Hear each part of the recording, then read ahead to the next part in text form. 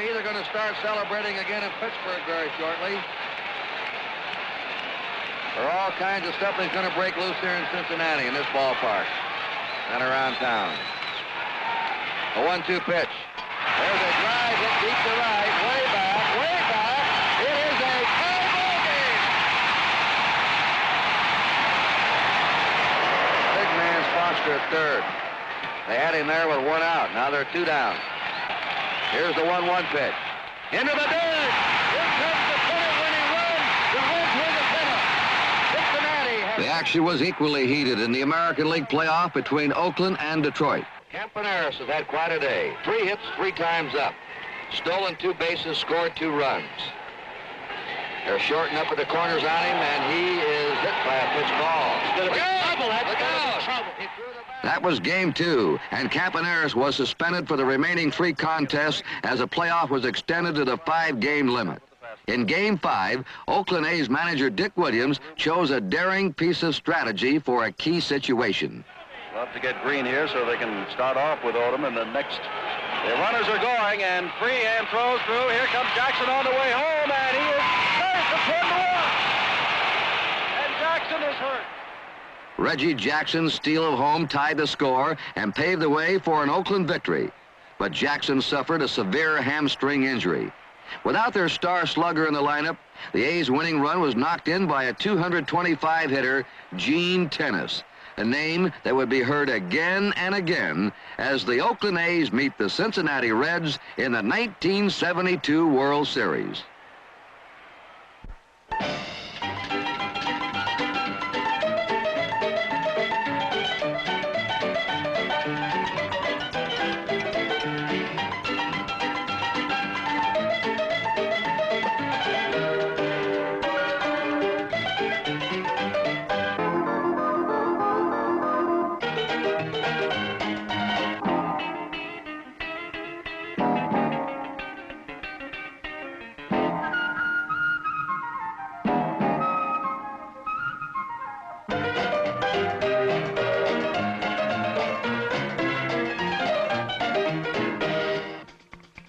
Gets the opening game assignment on the mound for the National League champions.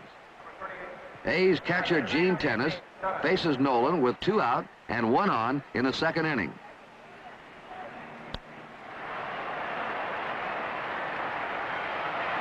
Gene Tenace, only 1 for 17 in the playoffs against Detroit, homers in his first World Series at bat to propel Oakland to a 2-0 lead.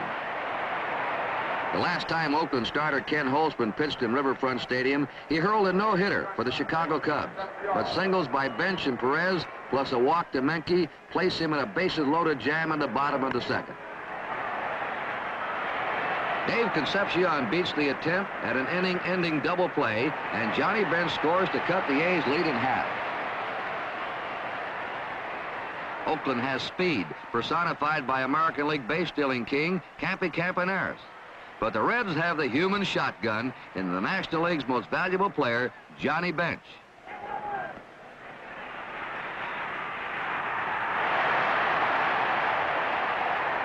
Oakland relies on his pitchers to minimize the Cincinnati running game.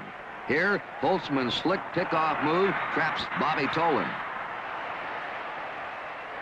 The Reds knot the game at 2-2 in the bottom of the 4th, and Gene Tenace comes up for his 2nd series at bat in the top of the 5th.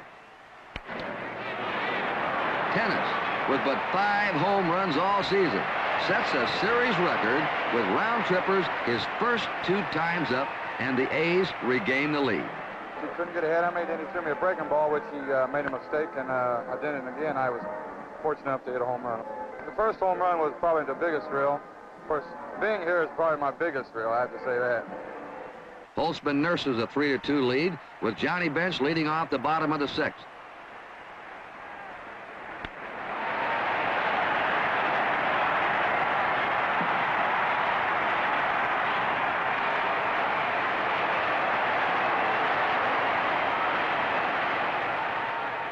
Manager Dick Williams wastes no time going to ace reliever Raleigh Fingers, and Fingers proves to be the right man at the right time.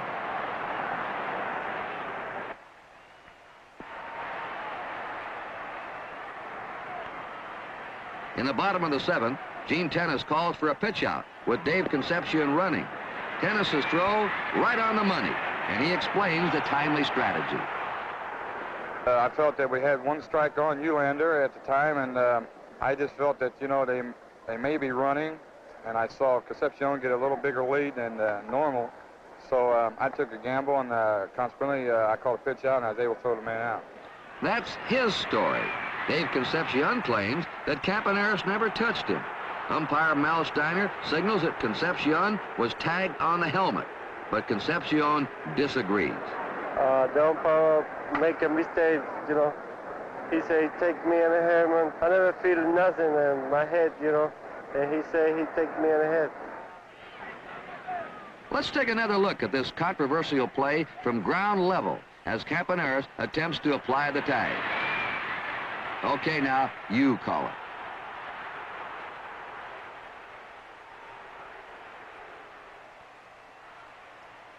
Pete Rose draws a walk, and the A's call on Vida Blue for relief.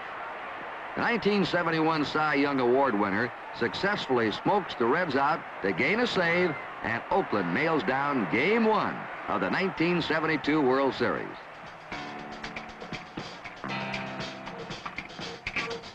Another record-breaking crowd for Game 2 welcomes Jackie Robinson in pregame ceremonies.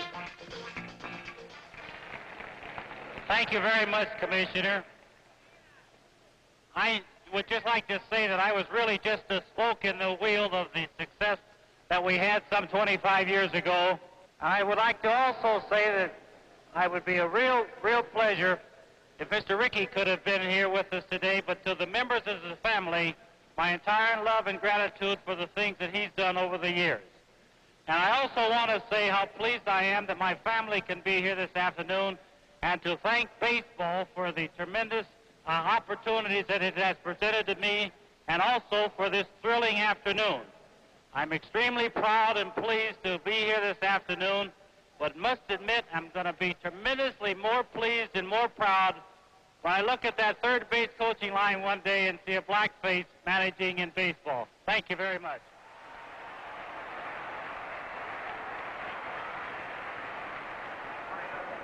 Red starter Ross Grimsley faces his counterpart, Catfish Hunter, in the 2nd inning.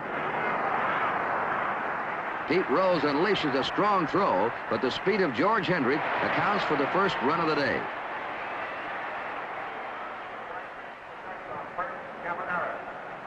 Campaneris follows with a carbon copy, and Rose's arm is put to test again.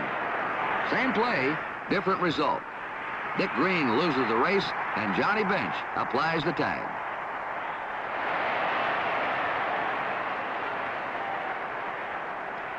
On the replay, Rose cuts it loose on the fly to home plate. Dick Green is out by 10 feet, and Oakland has only 1 run to show for 5 singles in the first 2 innings. Johnny Bench singles. Tony Pérez walks to open the bottom of the 2nd against Hunter.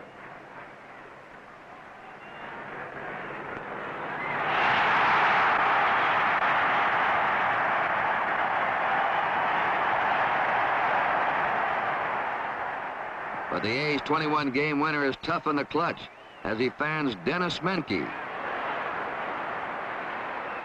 Cesar Geronimo, and Ross Grimsley to escape the perils of the Big Red Machine. Oakland's leading hitter, Joe Rudy, faces Grimsley in the 3rd. And there it goes. And Joe Rudy's blast stretches the A's lead to 2-0. He'd been pitching me away, mostly fastballs the whole time, and I had a feeling he might try to come in and jam me with a fastball. A lot of left-handers try to jam you with 2 strikes on you, and you got the ball up and a little bit more over the plate, and I think he wanted it, and it was one of those pitches where I just got the meat part of the bat on it. In Rudy's next at-bat, the 2nd series controversy erupts as he fouls off a bunt attempt against reliever Pedro Borbon. The Reds claim the ball struck him outside of the batter's box. I want you to ask him. You ask him? I want you to ask him. Very good. The ball never hit him? No, foul ball. He had 2 feet, 1 foot in the batter's box hit, Sparky. How many you have? 1. And one, he started to go out, and one was chilling by his back on the ball, come up and hit him. You know, Jim? Yes, you huh? You might be right. I don't know, I'm just telling you. Catfish Hunter carries his shutout into the 9th inning. And the A's defensive platoon, including Mike Hegan at first, is on the field. Tony Pérez's leadoff single pumps life into Cincinnati hearts, with Dennis Menke coming up next. He tags that one. And Joe Rudy makes an unbelievable catch, and Pérez has to hustle back to first. And now a second look at the catch that ranks among the most spectacular in World Series history. Rudy leaps and makes the grab backhanded while bracing himself against the wall. On the way down, his glove turns. You can see the ball showing through the back of the webbing. An absolutely fantastic play that they'll be talking about for years to come. Now here's another look at that play with Joe Rudy himself explaining. When I first went to the outfield, Joe DiMaggio was a coach with us, and working with me every day during spring training on learning how to turn your back to the ball when it's hit, going to the wall, and turning back into the ball. It's a little tough because you have to take a step to your left and come back into the ball, and it just takes lots of practice, and I think he was one of the greats at this, and he taught me most of it. A thankful Dick Williams turns his thoughts to Cesar Geronimo. Mike Hegan stabs Geronimo's sizzler and records the second out with a second defensive gem of the inning.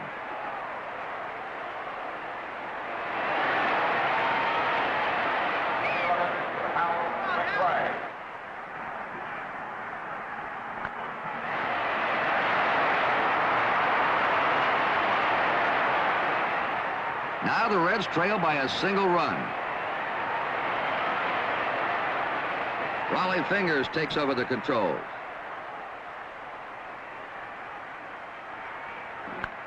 And the A's hold on and head for Oakland with a 2-game lead, while the Reds realize that no team has ever dropped the first 2 at home and recovered to win. Heavy rains drenched the Bay Area for a solid week, and all the hopes and wishes of American League President Joe Cronin and Commissioner Bowie Kuhn could not deter the weatherman from reaching up his trick sleeve for one more storm at game time. In marked contrast to the previous night, blue skies were present on Wednesday. Helicopters helped to dry out the field, and the ground rules were reviewed in depth. If the ball is on the field, it's in play. If it goes in, it's dead. I said it must go in the dugout. Hits in there, it's dead. The outfield, the fences beyond, must go out of the ballpark. If it hits the front of this, it's in play, but if it hits in here, it's dead. You didn't have a ground rule here before. Well, who's occupying that dugout up there then? The ball's in play if you see it. If it goes inside, it's dead. Well, the 2 boys in back of that little fence, the ball goes in there, it's out of play. The ball must go in the stands for it to be dead. The bullpen's the same, the tarp is the same, the dugout is the same. Easy. No problem at all. You find it that confusing? No, sir. The ground rules were no more confusing than Jack Billingham. A .500 pitcher during the season, Billingham had the A's baffled in the early going. In the third, Pete Rose works Blue Moon Odom for a walk with 2 down. Rose pressures Gene Tenace into a throwing error and gallops on to third.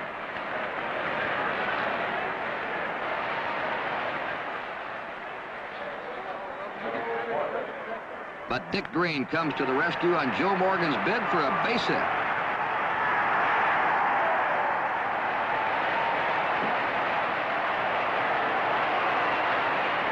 In the 5th, the Reds continue to run on Tenace as Geronimo takes off.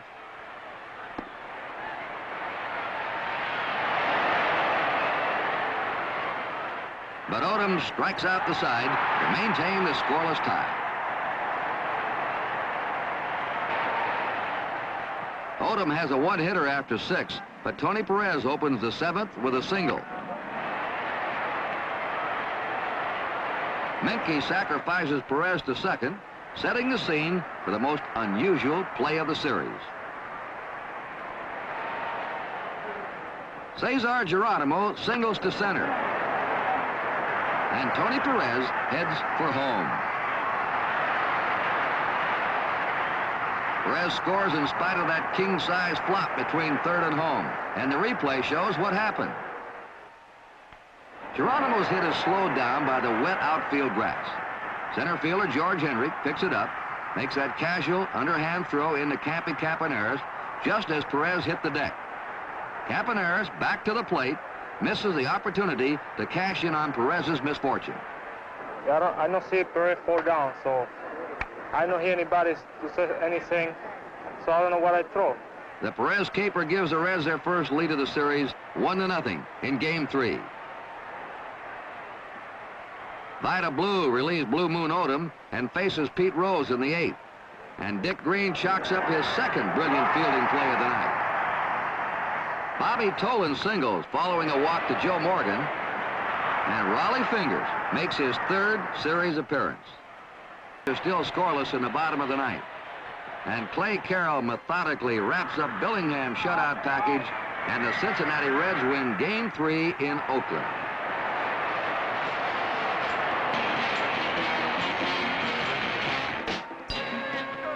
The 4th consecutive sellout crowd, en route to the 2nd biggest series attendance in history, fills the Oakland Coliseum for Game 4. The visiting team has won the first 3 contests, and the Bay Area fans are hopeful that trend can be reversed tonight with first game winner Ken Holtzman on the mound. Bench's single sends Tolan to 3rd as the Reds mount a threat in the 1st inning. Bench is running, but Tenace holds onto the ball to preclude the possibility of a double steal.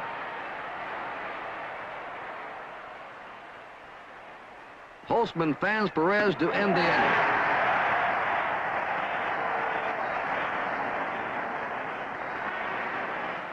Cincinnati starter Don Gullett keeps the A's at bay with help from 3rd baseman Dennis Menke and shortstop Dave Concepcion.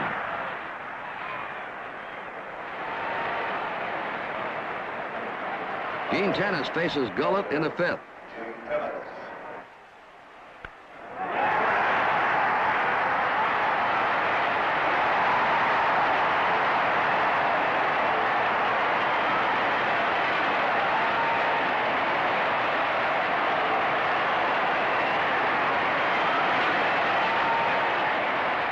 With the Oakland defense holding on against the reckless running of the Reds, Holtzman clings to a 1-0 lead.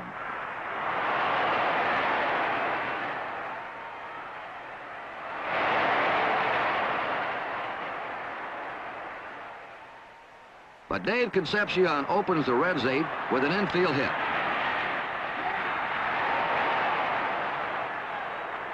With 2 down, Vida Blue makes his 3rd relief appearance and issues a walk to Joe Morgan.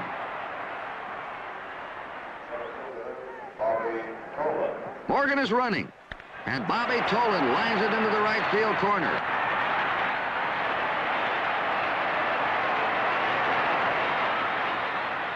Concepcion and Morgan score on the double, and the Reds take the lead 2-1.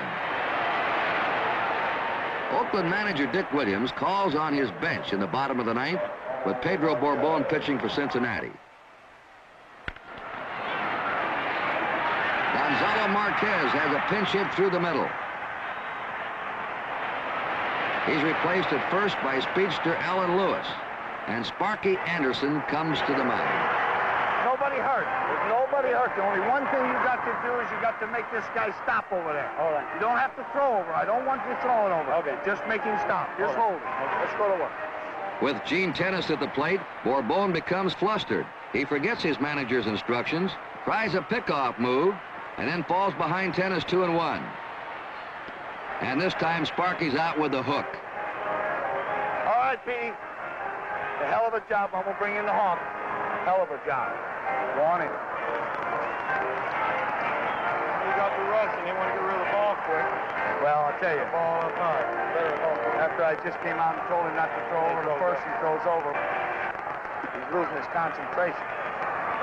Honk will be fine. Honk. We got 2 balls, 1 strike. So you got plenty of room. All I want you to do is hold him. I don't want you to throw over anything. Just hold him. He ain't going to run him. Just give him a pawn. 2 balls, 1 strike. Clay Carroll tries to lock it up for the Big Red Machine.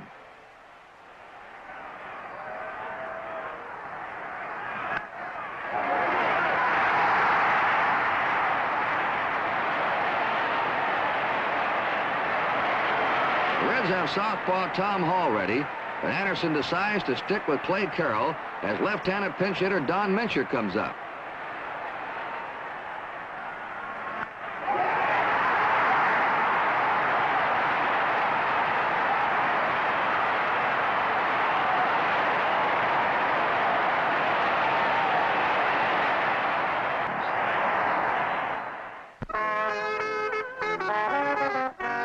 No Bay Area team has ever captured a championship in any sport, and the Oakland fans are in a mood to celebrate. Their colorfully attired heroes are just one game away from baseball's World Championship, and the whole world is beautiful today. Even the umpires would have to agree that things are looking good. Pete Rose leads off Game 5 against Catfish Hunter. The A's owe their success to their efforts in stifling the top of the Reds' batting order. Rose, Morgan, and Tolan are 4 for 44 so far in the series. But Rose belts the first pitch of the game over the wall. Only his second hit, and the Reds jump off to a mighty quick one-run advantage. Cincinnati starter Jim McLaughlin's in trouble in the fourth.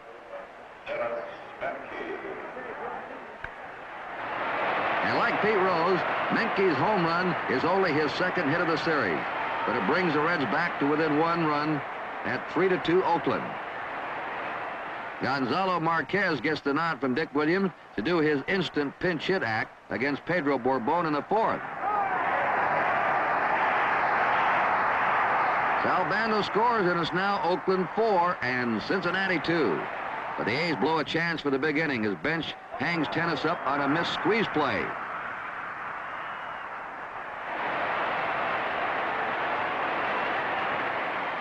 Bobby Tolan comes up with 2 out. Joe Morgan on first in the top of the 5th inning.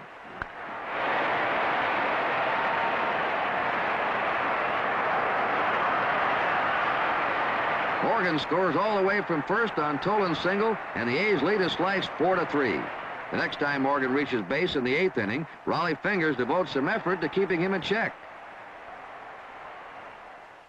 But Joe Morgan is not easily discouraged, and he steals second with ease.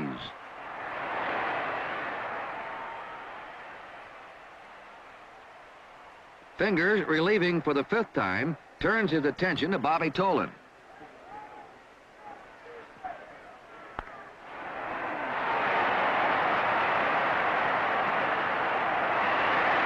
And here comes Joe Morgan to score and tie the game at 4-4. In the 9th, Cesar Geronimo leads off for the Reds with a bouncing single through the hole.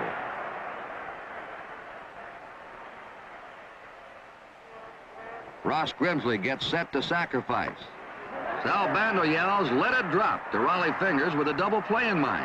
But the plan backfires, and it takes an acrobatic play by Ted Kubiak to retire Grimsley as Geronimo moves to scoring position. Or, as Dick Williams put it, we didn't plan it that way. Now Pete Rose. And he singles Geronimo home, and the Reds take a 1-run lead, going to the bottom of the 9th inning. Oakland skipper Dick Williams looks to duplicate the last-ditch magic of the previous day with Blue Moon Odom running for Gene Tenace and Dave Duncan pitch hitting.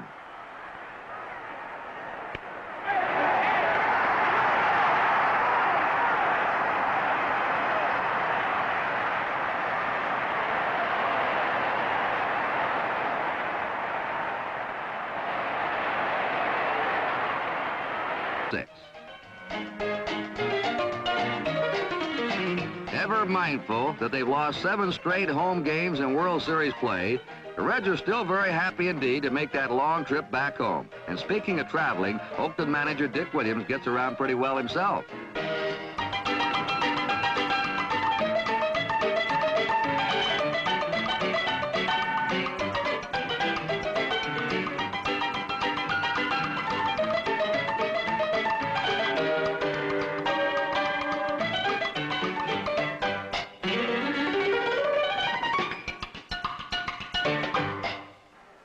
Blue gets a start after 3 relief outings, and the game remains scoreless into the 4th inning.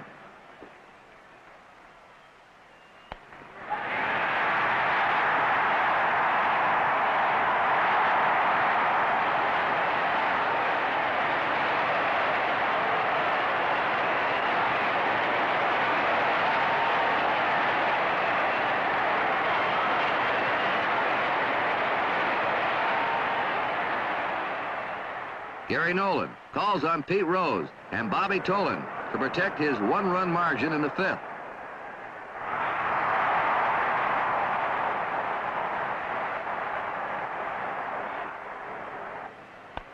But this shot by Dick Green is off the wall, and Sal Bando streaks home with a tying run.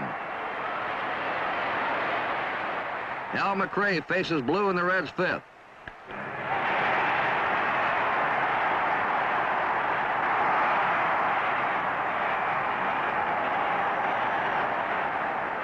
McRae takes third on an infield out, and Dave Concepcion delivers the tiebreaker.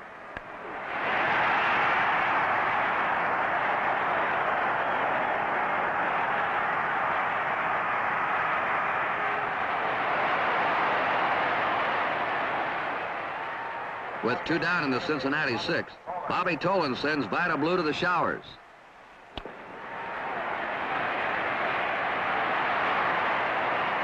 Bob Locker comes on to try and keep it close.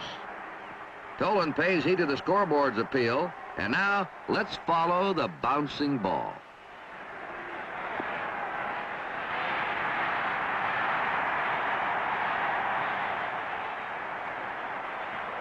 Following a walk to bench, the series leading hitter Tony Pérez comes through again.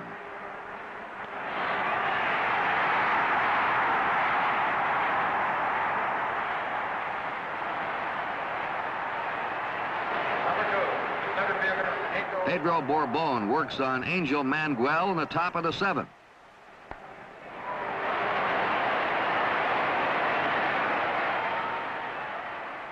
Hell of a job, Peter. But he's going to have to bring his other catcher, Duncan, in here. Sparky Anderson has specific instructions for bench and new relief man Tom Hall. Only reason Mitch has got him over there is a good low ball hitter. I'm going to make him bring up that other catcher, Duncan. Duncan is a fastball hitter. Low fastball. Tommy, you know Duncan. Low fastball hitter. Right? Hall follows Sparky's advice and fans Duncan with a high fastball. The Reds return to the running game in the home 7th. This time it's Dave Concepcion with a theft. Pete Rose receives an intentional walk, and with 2 out, it's up to Joe Morgan.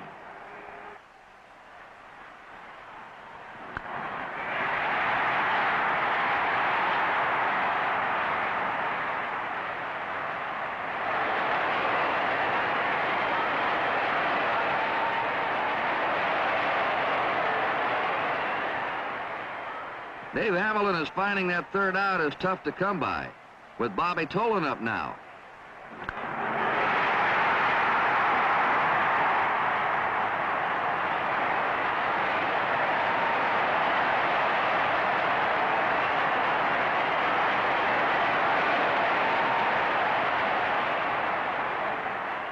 Here's Joe Horland looking for that elusive inning-ending out. But Cesar Geronimo knocks in 2 more runs, and the big red machine finally explodes with a resounding 8-1 victory. It's the first time a 1972 World Series game has not been decided by a 1-run margin. And the scene is set now for a 7th game showdown. Heavy skies and a light rain threaten the final game, but it doesn't dampen the enthusiasm for baseball. Riverfront Stadium is bulging at the seams with a capacity crowd that includes 5,000 standees, and the weather picture brightens by game time. The Reds' 3rd game stopper, Jack Billingham, gets the starting assignment. With 1 down in the A's 1st, Angel Manuel lines to center. Bobby Tolan misjudges the ball, and it rolls all the way to the fence.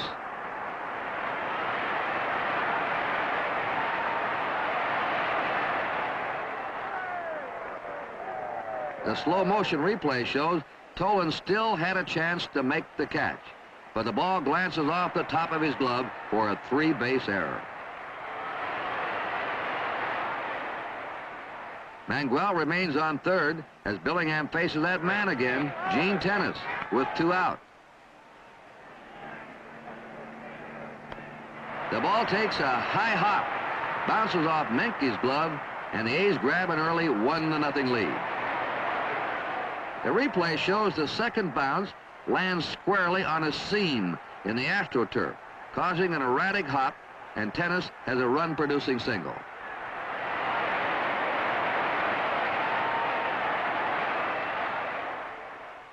Blue Moon Odom silences the Cincinnati bats for the first 3 innings with a new battery mate, Dave Duncan. Tenace is playing first in the revamped Oakland lineup. In the 4th, Joe Morgan walks, and Odom pays special attention to keeping him honest.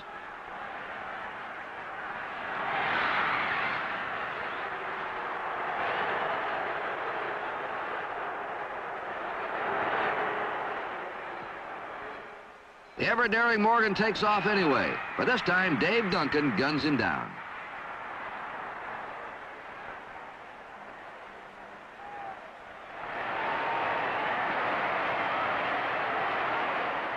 In the home 5th, Tony Pérez collects his 10th hit of the series.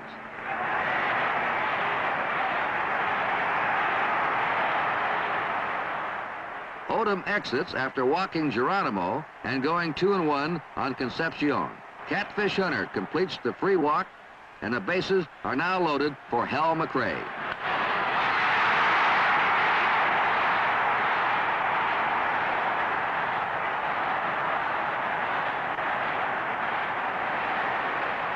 Pedro Borbon takes over with the score tied at 1-1.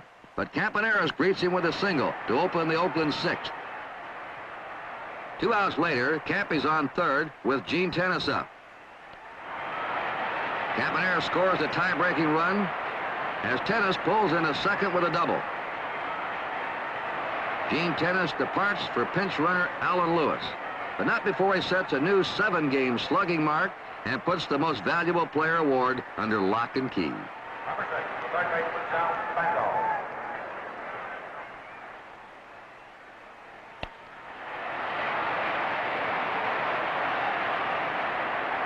Bando's blast bounces off the fence as Tolan goes down, and the A's now have a 3-1 advantage.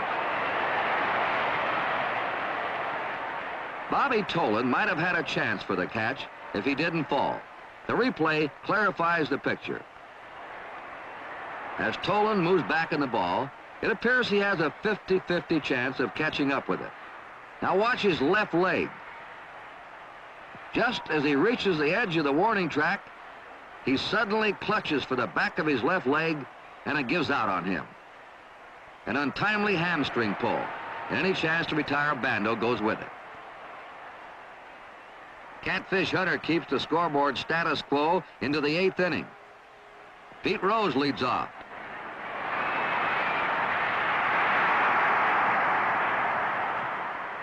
Enters southpaw Ken Holtzman to pitch to Joe Morgan.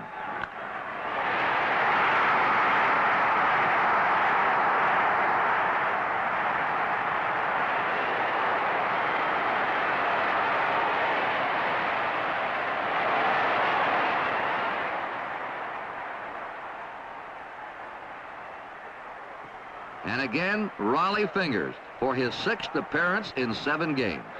And when Johnny Bench is intentionally walked, it puts the potential winning run on the base paths. A risk Dick Williams will have to live with all his life if Tony Pérez comes through for Cincinnati.